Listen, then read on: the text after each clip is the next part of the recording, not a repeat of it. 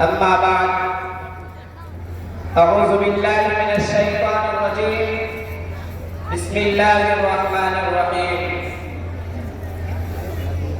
فإذا تنازعتم في شيء فردوه إلى الله والرسول وقال الله تعالى فاسألوا أهل الذكر إن كنتم لا تعلمون وقال النبي صلى الله عليه وسلم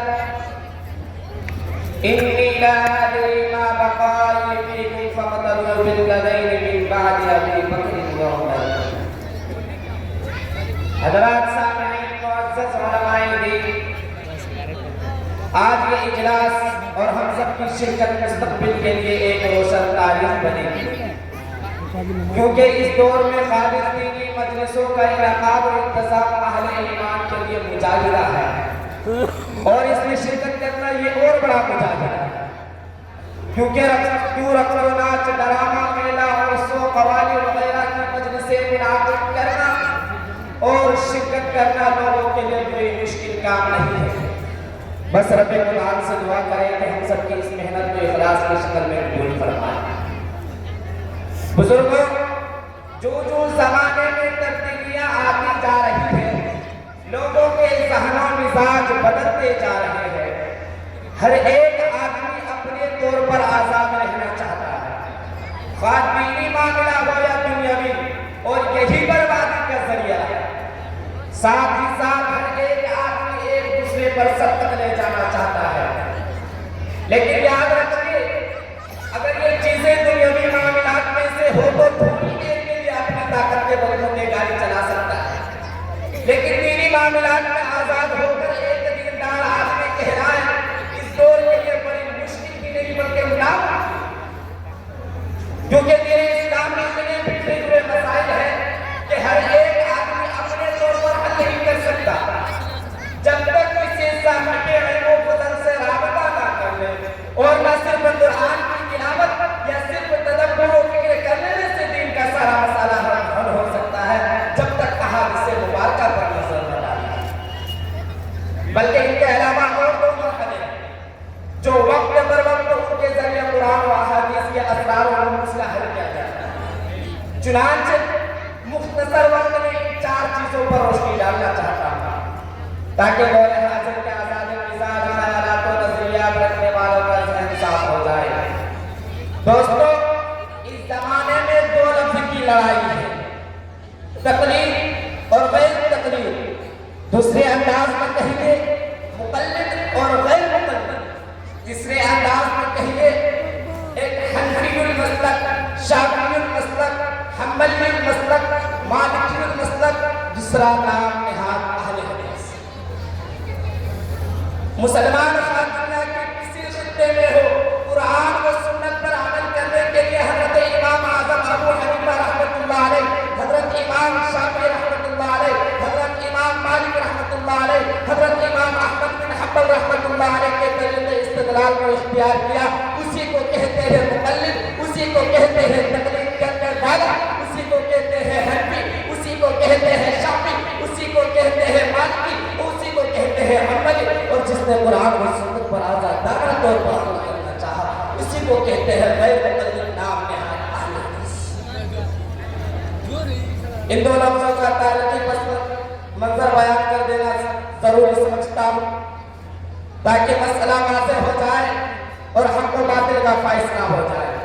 جب ہندوستان کی سرزمین پر محمد بن قاسم کا قافلہ قدم رکھا اور اسلام کا بول بالا ہوا، جھوک در جھوک اسلام کی طرف بڑھنے گئے، قرآن و سنت کا پرچار ہوتا گیا، اس وقت نہ کوئی فرقہ اور نہ کوئی تنظیم تھی، بلکہ عقیدہ توحید کے اعتبار سے سب ایک تھے، عقیدہ رسالت کے اعتبار سے سب ایک تھے، عقیدہ قرآن اور فیصلہ قرآن کے اعتبار سے سب ایک تھے، عقیدہ صحابہ اور فضیلت صحابہ کے اعتبار سے سب ایک تھے۔ نہ توحید کے بارے میں اختلاف، نہ رسالت کا کوئی دعوے دار، نہ صرف قرآن کو کافی سمجھنے والا اور نہ حدیث کو ٹھکرانے والا، اور نہ صحابہ پر سب و شتم کرنے والا اور نہ ان کے فیصلے و فاتحے کو رد کرنے والا۔ لیکن جو اسلام کی ترقی ہوتی گئی، ساتھ ہی ساتھ تبدیلیاں آتی گئی، مزاج بگڑتے گئے، اور دیکھتے دیکھتے اس ملک میں جہاں توحید کی بھرپور مخالفت ہوئی، رسالت پر حملہ ہوا، وہیں قرآن و حدیث صحابہ کرام کی بے داغ شخصیت کو داغدار کیا ہے۔ کسی نے اپنے کو محبان علی کہا، کسی نے اپنے کو عاشق محمد کہا، کسی نے اپنے کو اہل بیت کہا، کسی نے اپنے کو ناجی کہا، کسی نے اپنے کو حاملین قرآن کہا، کسی نے اپنے کو اہل قرآن کہا، کسی نے اپنے کو اہل حدیث کہا۔ چنانچہ صرف قرآن کی کو کافی سمجھنے والا اپنے آپ کو اہل قرآن بتایا اور دوسرے نے قرآن و حدیث کو معیار بنا کر اہل حدیث کہا، حالانکہ دونوں کے نظریات غلط ہیں۔ اس لیے کہ تمام مسائل کا حل صرف حدیث کے بغیر قرآن ہی سے نہیں کیا جا سکتا، اور نہ ہی اجماع صحابہ اجتہاد ائمہ کے بغیر صرف قرآن و حدیث سے سارے مسئلے کے حل ہو سکتے ہیں۔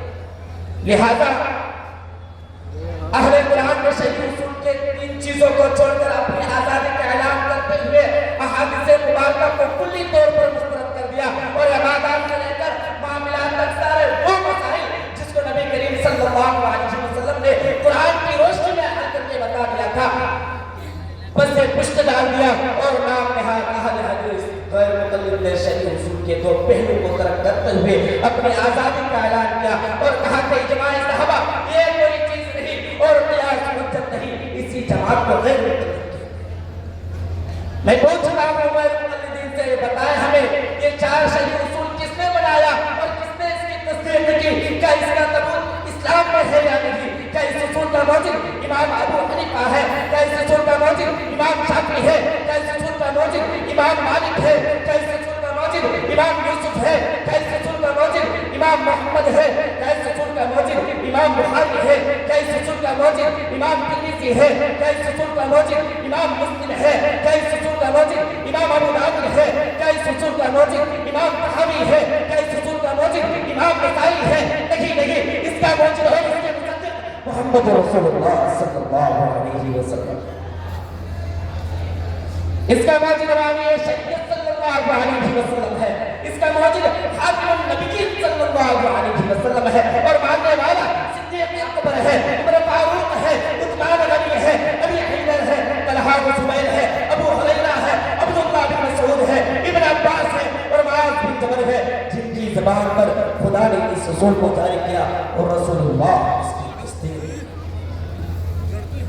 وہ 1400 سالہ تاریخ کی عجیب و غریب ہے، اس لیے ہوئے زمین پر کوئی ایسا حاکم، کوئی بادشاہ نہیں گزرا جو اپنے ماتحتوں کے ساتھ اخلاق عظیمہ و کریمہ کا معاملہ کرتا۔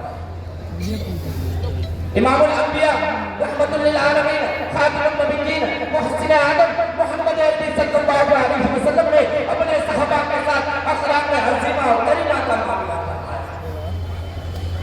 واقعہ کا مختصر سا نقشہ پیش کرتا تاکہ ہماری بات مکمل ہو جائے اور مسئلہ کی وضاحت ہو جائے۔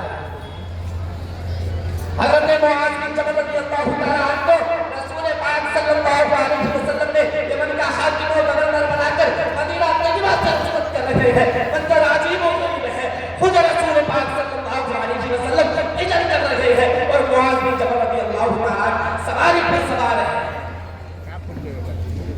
ایسی کوئی تاریخ دنیا کے بادشاہوں کی نہیں، چنانچہ چند فاصلے چلنے کے بعد حضور اکرم صلی اللہ علیہ وسلم نے فرمایا معاذ تمہارے سامنے لوگوں کے قصے آئیں گے، نئے نئے مسائل سامنے آئیں گے، بتاؤ ذرا صحیح کس طرح فیصلہ کرو گے؟ قربان چاہیے۔ حضرت معاذ بن جبل رضی اللہ تعالیٰ کی فقاہت پر عرض کرنے لگے یا رسول اللہ سب سے پہلے قرآن کے موافق فیصلہ کروں گا۔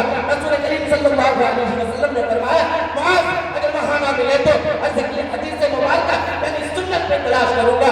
رسول کریم صلی اللہ علیہ وسلم نے فرمایا معاذ اگر دونوں جگہ قضیے کے حل نہ ملے تو عرض کرنے لگے یا رسول اللہ اس وقت اپنی رائے سے اجتہاد و استنباط کرو اور حق تک پہنچنے کی کوشش میں کوئی کوتاہی نہیں کرو۔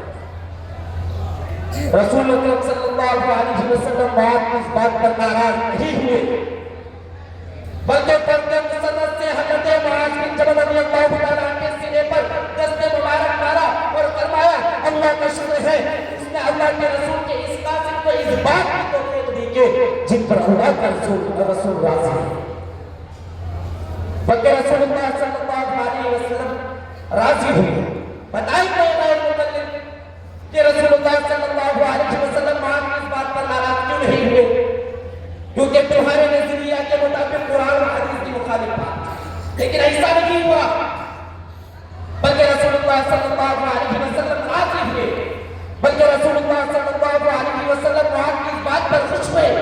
بلکہ رسول اللہ صلی اللہ علیہ وسلم معاذ کی دہنت پر داد کیے، بلکہ رسول اللہ صلی اللہ علیہ وسلم معاذ کو شاباشی دی، بلکہ رسول اللہ صلی اللہ علیہ وسلم معاذ کے اس فیصلے پر خدا کا شکر ادا کیا۔ معلوم ہوا اجتہاد اور قیاس کا آغاز زمانہ رسالت نام صلی اللہ علیہ وسلم سے ہوا چلا، جس کی تصدیق حدیث پاک کی اس واقعہ اس روشنی میں ہے اور اس واقعہ سے ہوتی ہے۔ لہذا اسلامی اصول شرع 4 ہے۔ نمبر 1 قرآن، نمبر 2 احادیث، نمبر 3 اجماع، نمبر 4 قیاس۔ ان میں سے کسی ایک کو چھوڑ کر اپنی زندگی کے معاملات خاطری ہو یا دنیا میں طے کرنا مشکل ہو جاتا ہے۔ قدر اختصار ہم 1-2 مثالیں پیش کرتے ہیں۔ ان مثالوں کو کسی غیر متعلق اہل حدیث کے سامنے پیش کیجیے اور حل پوچھیے کہ اس صورتحال میں قرآن کیا حل بتاتا ہے، حدیث کیا کہتی ہے۔ مسئلہ یہ ہے کہ ایک عورت کے پیٹ میں بچہ ہے، قریب الولادت کا مر جاتی ہے، بچہ پیٹ میں زندہ ہے، اس نازک مرحلے میں کیا کیا جائے؟ زندہ بچہ کو مردہ ماں کے ساتھ زندہ بچہ کو بھی دفن کر دیا جائے یا مردہ عورت کے پیٹ کو چاٹ کر کے بچے کو نکال دیا جائے؟ اس مسئلہ کا حل صرف قرآن سے ہونا چاہیے، صرف قرآن سے ہونا چاہیے۔ جیسے اس حدیث پاک سے دنیا غیر متعلقین سے ہمارا چیلنج ہے کہ اس مسئلہ کا حل صرف قرآن اور حدیث سے نکالیں۔ چنانچہ پورے قرآن حرف تلاوت کرتے جائیں، کہیں کوئی صراحتاً آیت نہیں ملے گی کہ مردہ کے ساتھ زندہ بچہ کو بھی دفن کر دیا جائے یا مردہ عورت کے پیٹ کو چک کر کے بچے کو نکال دیا جائے۔ پورے قرآن میں کوئی صراحت نہیں، پورے احادیث میں کوئی وضاحت نہیں، صحابہ کی زندگی میں بھی کوئی حل نہیں، محدثین سے کوئی حدیث ثابت نہیں، مفسرین سے کوئی ایسی تفسیر نہیں جس میں اس مسئلہ کا ہے۔